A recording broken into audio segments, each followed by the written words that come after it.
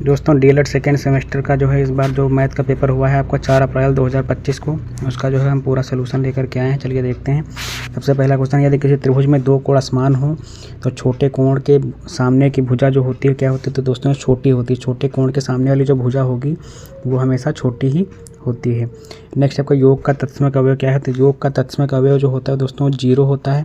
Next है आपका 5x और वाई स्क्वायर के x का गुणांक, तो x का गुणांक जो इसमें है वो 5 है और y है, तो इसका आंसर हो जाएगा 5y स्क्वायर हो जाएगा। नेक्स्ट है आपका किसी पूर्णांक का योगात्मक प्रतिलोम ज्ञात करने के लिए उसमें गुणा किया जाता है। तो योगात्मक प्रतिलोम ज्ञात करने के लिए हमेशा जो है उसमें -1 से गुणा करते हैं, तो इसमें -1 सही हो जाएगा। नेक्स्ट आपका परिमेय संख्या -6/5 7/6 -7/6 तो माइनस इसमें जो है सबसे बड़ा निकालना है, तो -7/-6 जो है इसमें ये माइनस कट जाएंगे तो बचेगा आपका 7/6, यानी कि सबसे बड़ा जो है यही वाला है -7/-6 आंसर। अब लघुत्तरीय प्रश्नों को देखते हैं। तो लिखा है 1 घन मीटर को घन सेंटीमीटर में परिवर्तित करें। तो 1 घन मीटर जो है इसको इस तरह से चेंज करेंगे जब आप, तो 1 घन मीटर बराबर होता है 1 मीटर क्यूब होता है, और 1 मीटर क्यूब बराबर होता है 100 सेंटीमीटर के बराबर होता है। जो इसको रखेंगे 1 मीटर के बराबर में तो इतना जो है आंसर इसका इतना सेंटीमीटर में आ जाएगा। नेक्स्ट आपका 25 सेंटीमीटर भुजा वाले वर्ग से 5 सेंटीमीटर भुजा वाले कितने वर्ग काटे जा सकते हैं? तो बड़े वर्ग से हमेशा जो है, या बड़े जो उससे होता है उससे निकालना, और छोटे को तो उससे जो है बड़े वाले का क्षेत्रफल से छोटे वाले को क्षेत्रफल को भाग कर देते हैं, और जो है जितने भी संख्याएं होंगी निकालेंगे तो छोटे वर्गों की संख्या बराबर हो जाएगा आपका बड़े वर्ग का क्षेत्रफल बटे छोटे वर्ग का क्षेत्रफल। यानी कि बड़े वर्ग की भुजा जो आपकी दी गई है 25 सेंटीमीटर और छोटे वर्ग की भुजा जो है 5 सेंटीमीटर वाले वर्ग कितने बनेंगे? तो 5 सेंटीमीटर से ऊपर नीचे रख करके जब इसमें काटेंगे आप तो ये 25 और 25 5 25 कट के 25 सेंटीमीटर स्क्वायर इसका जो है क्षेत्रफल आ जाएगा, या जो है कितने, तो सेंटीमीटर नहीं है 25 जो है इसके वर्ग आ जाएंगे आपके। छोटे वर्गों की संख्या पूछा है तो 25 केवल जो है ये आ जाएंगे आपके वर्ग। नेक्स्ट है आपका निम्नलिखित आंकड़ों से टैली चिन्ह लगाकर संख्याओं की बारंबारता ज्ञात कीजिए। तो ये जो दिए गए हैं इनकी बारंबारता इस तरह से निकालेंगे। देखिए लिखा है 5 6 8 13 8 5 13 8 की बारंबारता टैली चिन्ह से। तो टैली चिन्ह से निकालने के लिए जो आंकड़े 5 जो है कितनी बार दिए गए हैं? तो ये देखिए 5 जो है 2 बार दिया गया है, तो इसकी बारंबारता 2 बार है, तो टैली चिन्ह के नीचे 2 बार लगाएंगे, 2 टैली चिन्ह लगा देंगे। इसी तरह से 6 जो है वो 1 बार आया है तो 1 टैली चिन्ह लगाएंगे, और 8 जो है वो 3 बार टोटल दिया गया है तो इसमें 3 टैली चिन्ह लगाएंगे, और 13 जो है वो 2 बार दिया गया है तो 2 इसके टैली चिन्ह लगा के यही आंसर आपके हो जाएंगे, यही पूछा था।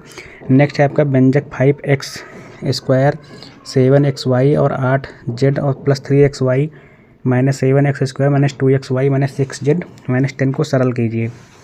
तो इसको सरल करने के लिए सबसे पहले क्या करेंगे, एक जैसे जितने भी अचर पद हैं उनको एक साथ कर लिया जाएगा। तो सबसे पहले देखो -7x स्क्वायर और प्लस 5x स्क्वायर को एक स्थान पे कर लिए। फिर xyz वाले जितने टर्म हैं जैसे कि 7xy और 2xy जो है इसको, और जो है 3xy को, और फिर z वाले टर्म एक जगह पे रख के जब इसको इससे घटाएंगे देखिए तो ये बचेगा -2x स्क्वायर, और इसको जब सॉल्व करेंगे इतने को तो ये बचेगा 8xy, और इसमें 8z से -6z जब घटेगा तो ये बचेगा प्लस का 2z, यहाँ पे हो जाएगा -10, यही आंसर आपका हो जाएगा।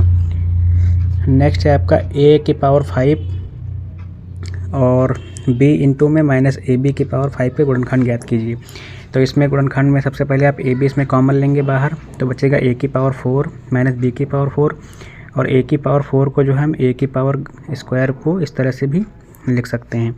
तो जब इस तरह से इसको लिखेंगे तो ये आपका जो है a² -b² के रूप में बन जाएगा। तो ये निकलेगा ab और a² + b² into a² -b²। जब इसको फिर से तोड़ेंगे a² b² को तो ये आ जाएगा a + b a - b, बाहर ab था और a + b²।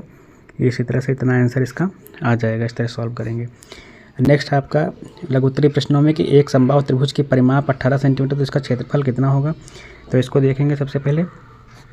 तो समबाहु त्रिभुज की परिमाप जो है 18 सेंटीमीटर दी गई थी, क्षेत्रफल उसका निकालना था। तो समबाहु त्रिभुज की परिमाप जो होती है वो 3a होती है, जहाँ पे a मतलब आपकी भुजा होती है, a जो होती है वो भुजा होती है। तो परिमाप दी गई है तो परिमाप बराबर 3a = 18 सेंटीमीटर हो जाएगा।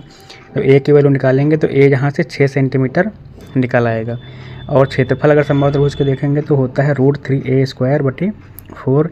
तो a की वैल्यू यहाँ से इसमें रखेंगे तो √3 × 6 का स्क्वायर बटे 4।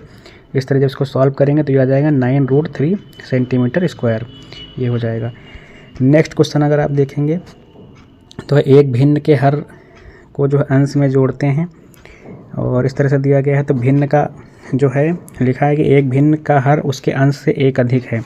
तो भिन्न का हर जो है वो उससे अंश से हर अधिक है। तो अगर ये भिन्न हम मान लें कि या अंश को हम माने अगर x है मान लीजिए, ठीक, अंश को मान लेते हैं x, तो आपका एक अधिक हर है तो ये हो जाएगा x+1। तो भिन्न क्या बन जाएगी आपकी x/x+1। नेक्स्ट आगे कहा है कि अंश तथा हर दोनों में एक घटाने पर भिन्न का मान 1/2 हो जाता है। यानी कि जब ये भिन्न आपकी बन गई है, इसमें से अगर एक हम घटाएंगे तो ये जो भिन्न का मान है वो 1/2 के बराबर हो जाता है। तो इस तरह घटाएंगे, देखिए अंश में घटाएंगे x-1 हो जाएगा, नीचे x+1 था, इसमें घटाएंगे तो हो जाएगा x+1 - 1/1/2। जो इसको काटेंगे तो ऊपर बचेगा x-1/x बराबर 1/2 हो जाएगा।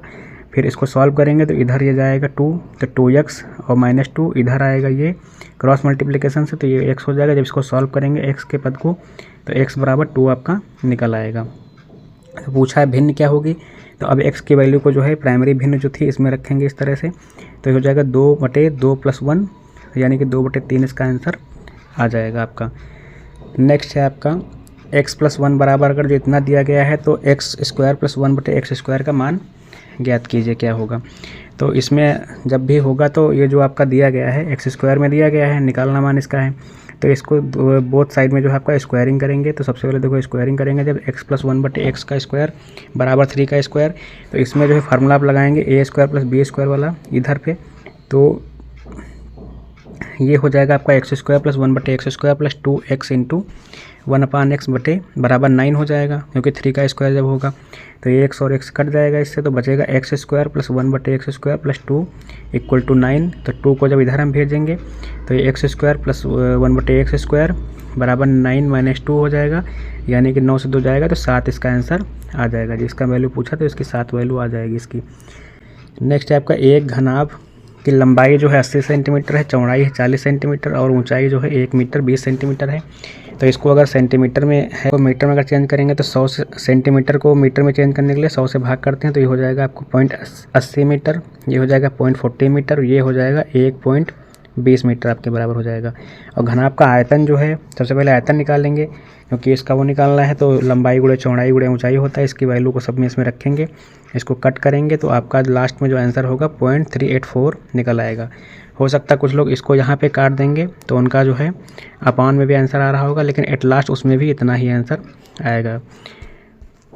नेक्स्ट है आपका 4, 11 और जो है 16, 15 इस तरह से माध्यिका इनकी।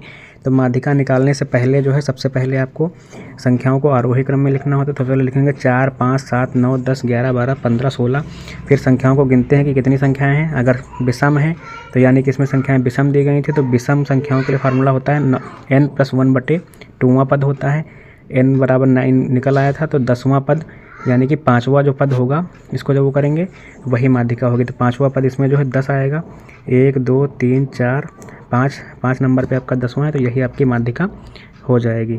17 नंबर क्वेश्चन है त्रिभुज ABC और त्रिभुज PQR में AB बराबर 3.5 है, BC बराबर 7 है। इस तरह से सारी वैल्यूज देखिए दी गई हैं, ठीक। तो त्रिभुज की सर्वांग क्षमता ज्ञात करनी है। तो सबसे पहले आप त्रिभुज इस तरह से बना लेंगे ABC और PQR को। फिर जब देखेंगे तो AB जो है आपकी वो PR के बराबर है और जबकि BC जो है वो आपकी PQ के बराबर है। तो अगर हम इसको इस तरह से टिल्ट करेंगे तो ये त्रिभुज देखिए इस तरह से बन जाएगा, यानी कि त्रिभुज ABC जो होगा वो त्रिभुज RPQ के बराबर हो जाएगा। तो इसमें अगर भुजाओं को देखेंगे त्रिभुज ABC और RPQ में, तो AB बराबर PR हो जाएगा, ठीक है, और BC बराबर PQ और AC बराबर RQ। अगर आप इसको नहीं भी करेंगे तब भी इस तरह से भुजाओं को लिखेंगे तो बात तब भी वही निकलेगी। तो इसमें जब देखेंगे तो भुजा की सर्वांग क्षमता लगेगी और यही आपको प्रूव करना था कि ये सर्वांगसम है। नेक्स्ट आपका 5 मीटर और 2 मीटर आयताकार पेंदे वाले हौज में 1.5 मीटर की ऊंचाई तक पानी भरा है। ज्ञात कीजिए इसमें हौज में कितने लीटर पानी भरा है। तो इसको जब आप सॉल्व करेंगे इस तरह से तो ये घनाभ का जो है आयतन निकालेंगे, क्योंकि ये जो है पानी जो भरा हुआ हौज में वो घनाभ के आकार में ही होगा। तो लंबाई चौड़ाई इस तरह से देखिए दी गई है, क्षेत्रफल इसका है या इस तरह से, तो इसको फार्मूला वही लंबाई गुणे चौड़ाई गुणे ऊंचाई पे जब आप रखेंगे इसको तो इसका जो आयतन है 15 मीटर निकल आएगा, लेकिन लीटर में चेंज करना है। तो इसको 1 मीटर क्यूब बराबर 1000 लीटर होता है, तो इसको जब रखेंगे तो 15 × 1000 यानी कि 15000 लीटर जो इसमें पानी आ जाएगा। इसका जो आंसर आएगा वो 15000 लीटर आने वाला है। दोस्तों हमारे चैनल को सब्सक्राइब कर लीजिएगा, वीडियो को लाइक कर दीजिएगा। इस तरह से हम अन्य सब्जेक्ट का भी जो है आपका कोर्स कराते रहते हैं डीएलएड के, और लेटेस्ट अपडेट के लिए हमारे चैनल